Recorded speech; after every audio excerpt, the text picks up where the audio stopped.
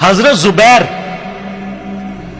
زبیر وہ صحابی ہیں یعنی جو نبی الاسلام کے بہادر ترین اصحاب میں سے 12 بندے غزوہ احد میں حضور کے ساتھ رہ گئے تھے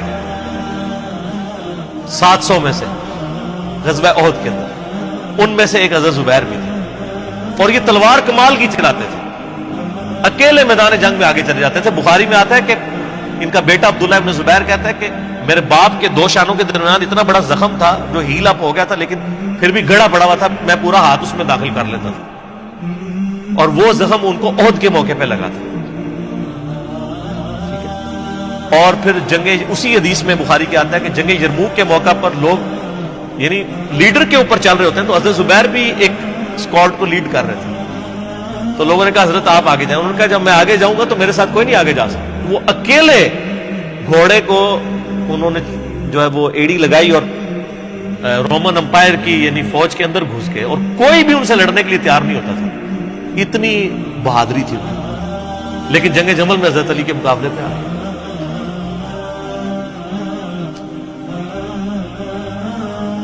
اس تکلیف کا کوئی اندازہ نہیں کر سکتا۔ حضرت حسن ابن علی نے بتایا مولا علی سے کہ بھئی حضرت زبیر آئے ہیں، تو حضرت علی نے کہا کہ رکو میں خود چاہتا ہوں۔ گئے، کہا زبیر یاد ہے وہ دن جب نبی تم مجھ سے بڑا پیار کر رہے تھے، پھوپھی ذات تھے نا، نبی الاسلام کی پھوپھی کے بیٹے ہیں حضرت زبیر بن عوام رضی اللہ تعالی۔ تو حضور نے تم سے ایک بات کہی تھی کہ تم علی سے اتنی محبت کرتے ہو، ایک دن آئے گا کہ تم تلوار لے کے علی کے خلاف کھڑے ہو جاؤ گے۔ تو تم نے کیا کہا تھا؟ یا رسول اللہ میں علی کے خلاف کھڑا ہوں گا؟ اور میں ہاں تم اس پر ظالم ہو۔ تو حضرت زبیر جو ہے وہ ان پہ غشی طاری ہو گئی، گھوڑے کو یعنی وہ حضرت علی کا پھر سامنا نہیں کر سکے، میدان جنگ سے واپس چلے گئے۔ تو بعد میں حضرت علی کے فوجیوں میں سے ایک بندے نے جا کے پیچھے ان کو دھوکے سے قتل کر کے تو لا کے تو سر حضرت علی کے سامنے رکھا، تو حضرت علی نے کہا کہ زبیر کے قاتل کو میں دوزخ کی بشارت دیتا ہوں، کیونکہ زبیر جنتی تھا۔ تو وہ شخص پھر حضرت علی سے ناراض ہو گیا کہ میں نے تجھے حکم دیا تھا، جب میں نے ان کو جانے دیا تو نے یہ کام کیوں کیا؟ تو وہ پھر خارجی ہو گیا۔ اور یعنی یہ وہ محبت تھی، وہ جہاں محبت تھی وہ نظر آتی تھی۔ ظاہر ہے کہ ایک بندے کی ایک غلطی سے اس کی پوری زندگی 0 سے ملٹیپلائی نہیں ہو جاتی۔ جس نے اتنا کچھ دین کے لیے کنٹریبیوٹ کیا کبھی نہیں ہو سکتا ایسا۔ حضرت علی کو بھی اس بات کا پتہ تھا۔ بہرحال یعنی اللہ تعالیٰ ان سے راضی ہو، اسی لیے نبی علیہ السلام کی اس حدیث یعنی وہ حضرت علی کے اس قول کو حضرت علی فٹ کیا کرتے تھے حضرت زبیر، طلحہ اور حضرت عثمان ابن عفان پہ رضی اللہ عنہ۔ باقی آپ میرا کربلا والا ریسرچ پیپر پڑھیں تو آپ کو پتہ چلے گا کہ کتنی یعنی مشکل وقت حضرت علی نے اپنی خلافت میں دیکھا اس حوالے سے۔ یعنی مصنف ابن ابی شیبہ میں آپ کے مخالفین کی لاشیں بھی ہیں، ان پہ بھی حضرت علی گریہ کر رہے ہیں،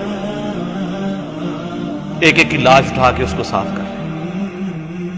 حضرت طلحہ کا بیٹا تھا محمد بن طلحہ، اس کی لاش دیکھی تو رو پڑے تھے، حالانکہ وہ مخالفت میں لڑنے آیا تھا۔ پھر حضرت حسن سے کہا کاش میں جنگ جمل سے 20 سال پہلے ہی مر گیا، میں یہ دن۔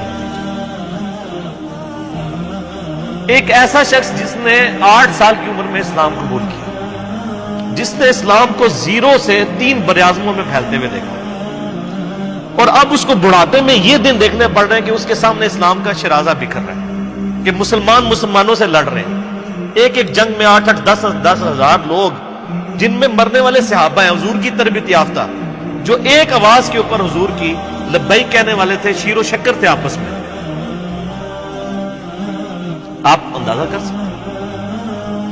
اسی لیے حضرت علی جو ہیں وہ یعنی کوفے میں شہر سے باہر آپ کو پتہ ہے کنویں ہوا کرتے تھے، اکیلے جا کے کنویں پہ بیٹھ کے رویا کرتے تھے کہ اللہ اس امت کے ساتھ کیا ہو گیا۔ کوشش کرتے رہے، اینڈ رزلٹ یہ ہے کہ وہ خلافت کا نظام۔ اسی لیے مصنف ابن ابی شیبہ میں آتا ہے کہ آپ نے فجر اور عشاء کی نمازوں میں قنوت نازلہ پڑھی، اللہم علیک بمعاویہ و اشیاءہ، اے اللہ معاویہ اس کے شیعہ کو برباد کر، علی اور اس کے شیعہ۔ اس کے عمر بن عاص اور اس کے شیعہ کو، ابا سلمی اور اس کے شیعہ کو، قیس اور اس کے شیعہ کو برباد کر۔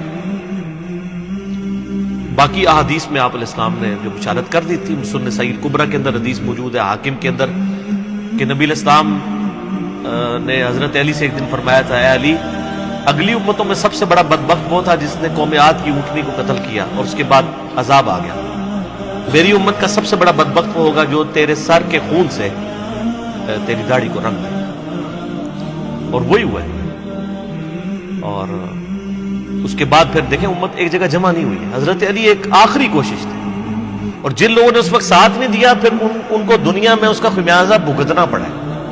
عبداللہ بن عمر نے بیعت نہیں نہ کی تو صحیح بخاری اٹھا کے دیکھیں، عبداللہ بن عمر کو آل امیہ نہیں قتل کروایا، حجاج بن یوسف نے زہر آلود نیزہ مروا دیا۔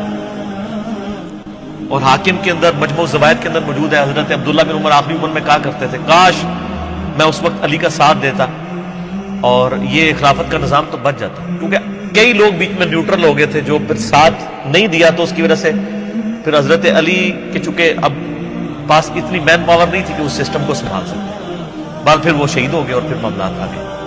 خیر بات کہاں سے کہاں نکل گئی، کیونکہ یہ اس کے ساتھ غل کا لفظ تھا تو یہ غل کے لفظ کو ایڈریس کرنا ضروری تھا۔ تو آج ہم جب جنگ جمل صفین نہروان کو ڈسکس کرتے ہیں تو یہ کوئی غل والی بات نہیں ہے، یہ وہ چیزیں ہیں جو ایک ریالٹی ہیں، اور وہ اگر یہ غل والی بات ہے تو نبی علیہ السلام کے دل میں بھی نعوذ باللہ غل تھا، مولا علی کے دل میں بھی غل تھا، ایسا نہیں تھا، وہ دین کی حمیت کہلاتی ہے، اس کو غل نہیں آپ کہتے۔